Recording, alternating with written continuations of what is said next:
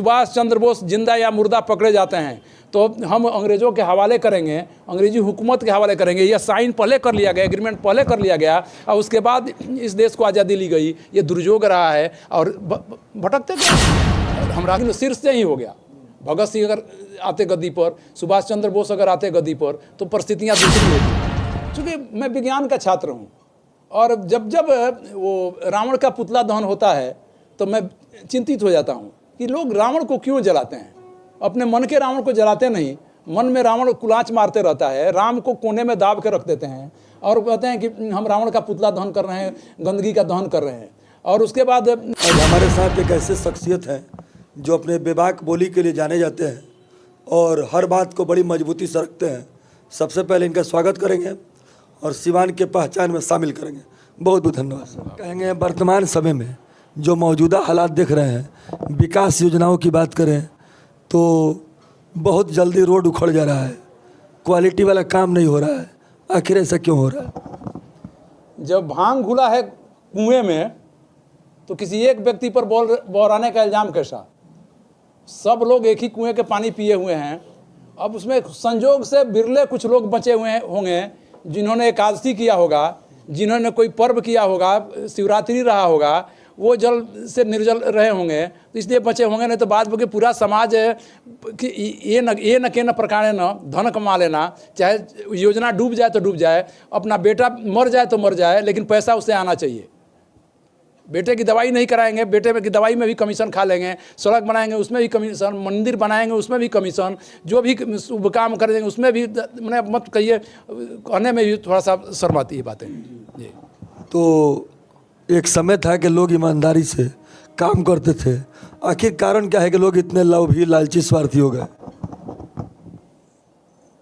कहीं ना कहीं चरित्र गिरता गया और इसको रोकने वाला कोई नहीं था। सत्ता के शीर्ष पर जो लोग बैठे, जिनको बैठना चाहिए था, जो संकल्पित थे, अगर कल्पना करें कि जरा सा पता नहीं आप समीचीन हुआ कि नहीं, भगत सिंह फांसी के पहले कोई काम किए थे कुछ लोग, उसमें पैसा वैसा कुछ इकट्ठा हुआ था, धन इकट्ठा हुआ था लड़ाई करने के लिए। तो उसमें से किसी ने रख दिया 2 आना या 1 आना माँ की दवा के लिए। तो भगत सिंह ने देखा हिसाब, ऑडिट रिपोर्ट, कहा कि ये पैसा कहाँ, माँ किस माँ के लिए?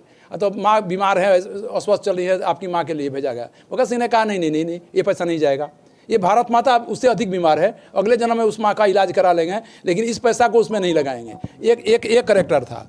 एक अभी का करेक्टर है कि माँ को भी बेच करके लोग और चाहते हैं कि हम पैसा अपने बाल बच्चों के लिए जमा कर दें। ये स्थिति है, इसलिए कहाँ से छलन हुआ, लेकिन शीर्ष से ही हो गया।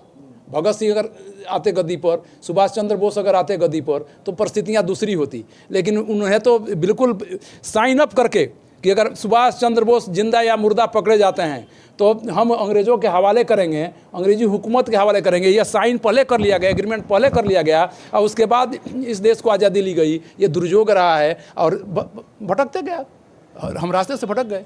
जी, आप जैसे लोग जो ये बात करते हैं, ऐसे लोगों का संख्या बहुत कम है, क्योंकि बहुत तरह के लोग जो बनावटी लोग हैं और समय के हिसाब से बदल जाने वाले लोग हैं। तो आपको लगता है कि ये लोग ही इस तरह का माहौल बनाए हैं? चूँकि मैं विज्ञान का छात्र हूँ और जब जब वो रावण का पुतला दहन होता है तो मैं चिंतित हो जाता हूँ कि लोग रावण को क्यों जलाते हैं। अपने मन के रावण को जलाते नहीं, मन में रावण कुलाच मारते रहता है, राम को कोने में दाब के रख देते हैं और कहते हैं कि हम रावण का पुतला दहन कर रहे हैं, गंदगी का दहन कर रहे हैं। और उसके बाद हम विज्ञान के छात्र हैं, जैसा कि हम जानते हैं कि जिस चीज़ को अग्नि को हम समर्पित करते हैं, जिस भी चीज़ को अग्नि को समर्पित करते हैं, वो चीज़ और विकराल रूप में फैल जाती है। एक मिर्च अगर जलाते हैं तो 1000 गुना, लाख गुना पसर जाता है। अगर 1 चम्मच घी जलाते हैं तो वो भी पसर जाता है। तो अच्छा चीज़ जलाएंगे तो अच्छा निकलेगा, और रावण को जला रहे हैं, आप मन से जला नहीं रहे हैं तो रावण फैलते जा रहा है। दुर्भाग्य है, अब पता नहीं क्या होगा। नहीं तो आप भी, आपके मन में भी राम है, हमारे मन में भी राम है, लेकिन राम को हम एक तरफ किनारे कर देते हैं और रावण को कुलाच मारने के लिए छोड़ देते हैं। यही सब कारण है। अब कहाँ से होगा, कब होगा, कैसे होगा, मैं नहीं कह सकता, लेकिन होगा। सर, आप ऐसे परिवार से आते हैं कि लोकसभा और विधानसभा दोनों सभाओं में प्रतिनिधित्व किया उस शख्सियत ने, ज़रा उनके बारे में कुछ बता दें। कल अपने भाई से मैंने चर्चा करते हुए, दो मेरे छोटे भाई सोनू और गुड्डू, पता नहीं आप सब जानते ही होंगे सोनू को, जो लोजपा के अध्यक्ष रहे, तो हमने कहा कि दादाजी कहा करते थे कि कुमार्गी कभी फल नहीं सकता, कुमार्गी कभी फल नहीं सकता और सुमार्गी कभी गल नहीं सकता। तो ये ध्येय वाक्य होता था।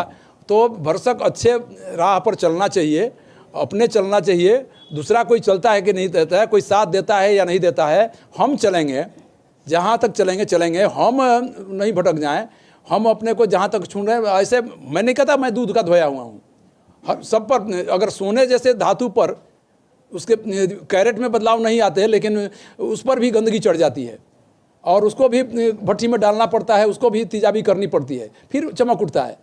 उसके कैरेट में बदलाव नहीं होता, लेकिन उस पर गंदगी चढ़ती है। तो हम जिस समाज में हैं वहाँ से गंदगी चढ़ेगी, हम पर भी चढ़ेगी, सब पर बढ़े। लेकिन हम इसको, हमारा संकल्प कितना है, हम कितना अपने को साफ रख पाते हैं, विषय इसी का है। दूसरा हम क्या कहेंगे। अच्छा, एक अंतिम सवाल, मौजूदा जो हालात है बिहार में, आप जैसे बुद्धिजीवी लोग, दूरदृष्टि रखने वाले लोग, क्या लगता है कि सरकार जो है न्याय के साथ विकास की जो बात कर रही है उस पर काम कर रही है? मैंने बिल्कुल नहीं, उम्मीदें नहीं कर सकते आप। जो कौन कहाँ से निकला हुआ व्यक्ति है, किस मैंने परिवेश से आता है व्यक्ति, और किन उद्देश्यों के लिए आ रहा है, उसका संकल्प क्या, कोई संकल्प तो है नहीं।